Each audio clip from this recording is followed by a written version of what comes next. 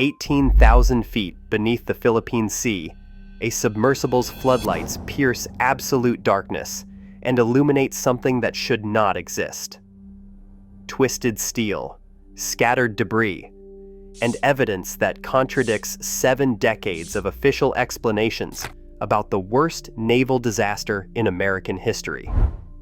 The USS Indianapolis sank in 1945 after delivering atomic bomb components to Tinian Island.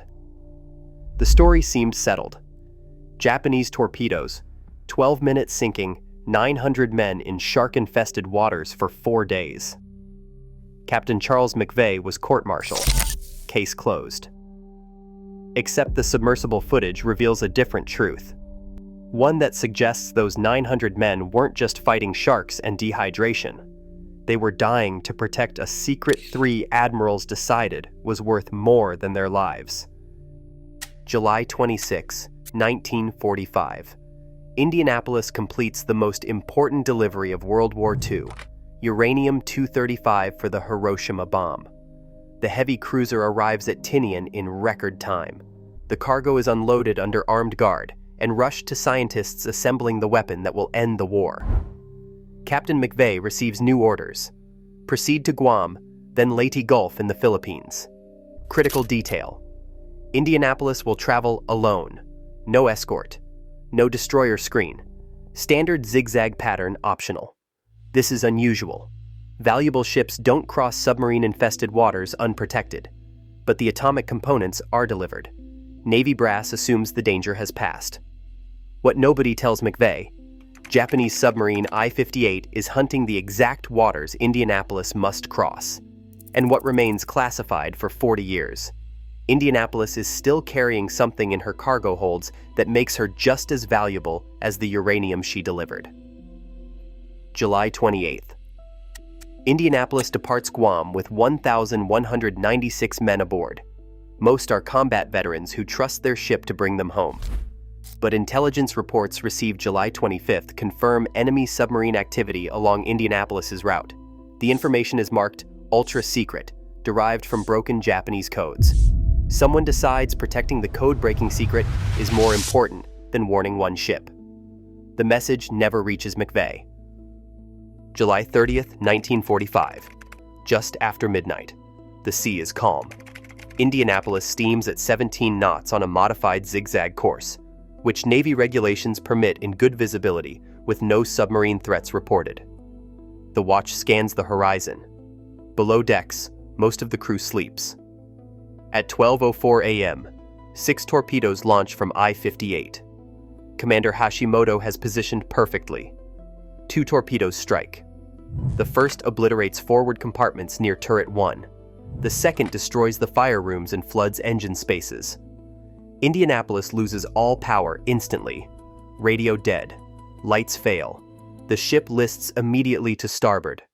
McVeigh orders SOS, but there's no power to transmit. He orders abandon ship, but the PA system is dead. Word spreads by shouting through darkened passages as water pours in. Approximately 300 men go down with the ship, trapped in flooding compartments or killed by torpedo blasts. Roughly 900 sailors find themselves in the water as Indianapolis rolls, stern rising vertically. Then she's gone. 12 minutes from impact to final plunge. But survivors describe 3 distinct explosions. The third, they insist, came from inside the ship.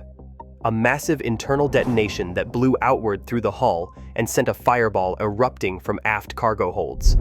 The Navy dismissed this as trauma-induced confusion. The survivors knew what they heard. Dawn breaks on July 30th. 900 men float in the Philippine Sea, wearing life jackets or clinging to debris, scattered across miles of open ocean. None know. The Navy has no idea where they are. When Indianapolis fails to arrive at Leyte Gulf on July 31st, no one reports it. The port director assumes she's delayed. The combat fleet assumes she's in transit. Because Indianapolis traveled without escort, no other ship notices when she stops transmitting. Day 1 is survivable.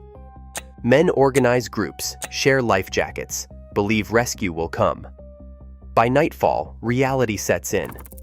Ocean temperature is 85 degrees, warm enough to prevent immediate hypothermia, but not warm enough to sustain life indefinitely. Dehydration begins. Saltwater ulcers form. Then the sharks arrive. Oceanic white-tip sharks are drawn by vibrations of struggling men and blood from those injured. They circle, testing, then attack. Survivors describe sharks coming from below, pulling men under without warning. Some groups link arms defensively. Doesn't matter. The sharks are relentless.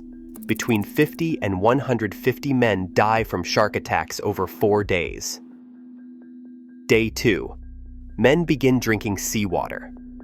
Those who resist know it accelerates dehydration and brings hallucinations. But thirst overpowers reason. Those who drink descend into madness within hours. They see islands that don't exist, rescue ships on the horizon. They swim toward hallucinations, separating from groups, dying alone. Some believe Indianapolis is still afloat below them and dive to find the galley water fountain. Day 3. Men who survived the sinking, sharks, and dehydration simply give up. They remove life jackets and slip beneath the surface. Others become violent in delirium, attacking friends, pulling off jackets. August 2nd. A Navy patrol bomber on routine anti-submarine patrol spots an oil slick and men in life jackets. The pilot investigates. Ships and aircraft converge immediately. By August 3rd, rescue operations conclude. 316 men are pulled from the water. Nearly 600 died since the sinking. Official count: 879 dead, 317 survivors. The Navy moves to investigate, but questions are carefully chosen to avoid answers that might implicate admirals and intelligence officers. Instead, they focus on one man who was in the water dying with his crew. December 1945. Captain Charles McVeigh stands before naval court-martial. He is the only U.S. Navy captain court-martialed for losing his ship in combat during World War II. Charges: negligence, failing to zigzag, and failing to order timely abandoned ship. Prosecution establishes Indianapolis was not zigzagging during the attack. What they do not mention: Navy regulations permit captains to cease zigzagging in good visibility when no submarine threat is reported.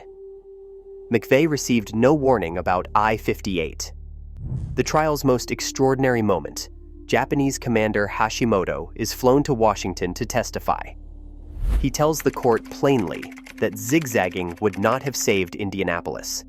His torpedoes were launched from such close range that evasive maneuvers would have made no difference. The court ignores this testimony. McVeigh is convicted of failing to zigzag. The stigma destroys him. He receives hate mail from families of the dead, endures public blame for a disaster with 100 contributing causes. In 1968, McVeigh takes his own life with a service revolver, believing history would remember him as the captain who lost his ship and killed his men. What he did not know: submersible footage would eventually prove he was not negligent. He was set up. For 72 years, Indianapolis kept her secrets at 18,000 feet beneath the Philippine Sea, deeper than Titanic, beyond conventional diving reach. Technology didn't exist to find her.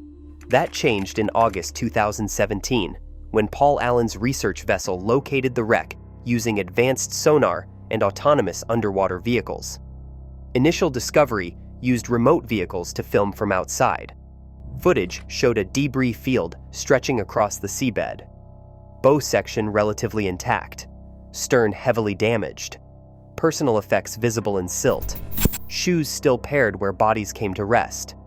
But remote vehicles could only film exterior. They couldn't enter compartments to see what caused the explosions. That required technology that didn't exist in 2017. In late 2023 and early 2024, expeditions returned with equipment representing a generational leap. Submersibles rated to 20,000 feet with robotic arms, high-definition cameras, and scanning systems creating three-dimensional models. Mission parameters: document the wreck, assess structural integrity, treat the site with respect, and investigate damage patterns to determine if the official two-torpedo account explained the sinking. What cameras recorded inside those compartments rewrites history.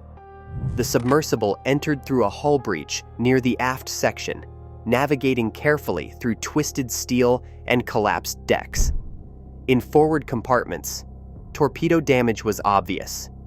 Blast obliterated hull sections, bulkheads peeled back, equipment scattered. But in aft cargo holds, forensic evidence told a story the Navy never acknowledged. Damage didn't match a torpedo strike. Steel plating was blown outward, not inward. The blast pattern radiated from inside the ship. This was an internal explosion of massive force, exactly as survivors described and exactly as the Navy dismissed. AI-enhanced analysis confirmed multiple explosion points. First two, Japanese torpedoes striking starboard. Third, from within the aft cargo hold approximately 30 seconds after initial impacts. The detonation tore through bulkheads, ruptured fuel lines, accelerated flooding that sank the ship in 12 minutes. The submersible documented something else. Cargo crates still intact in flooded holds. Lead-lined containers similar to those transporting uranium to Tinian, but smaller. Shielded boxes protecting sensitive materials from salt water and pressure. Markings forensic imaging could still read after 7 decades. Classifications were clear. Not general cargo. Manhattan Project materials. Uranium samples. Beryllium components for neutron initiators. Possibly enriched materials beyond what was delivered to Tinian. Indianapolis had not just carried the bomb. She had been ferrying Manhattan Project materials across the Pacific for months. When she sank, those materials went down with her. Radiation signatures detected by submersible sensors confirmed radioactive isotopes in concentrations far higher than natural background. The cargo was still emitting after 72 years in seawater. The Navy knew. They knew Indianapolis carried classified nuclear materials when she went down. They knew the aft cargo hold contained substances that could not be publicly acknowledged. They knew a thorough investigation might expose that atomic bomb components were transported on a combat vessel without adequate protection or escort. The court-martial suddenly makes sense. McVeigh was not being punished for losing his ship. He was being silenced. A captain convicted of negligence has no credibility when claiming the Navy sent him into submarine waters with nuclear cargo and no warning. The court-martial was not justice. It was cover-up. And the submersible just documented the evidence the Navy tried to sink.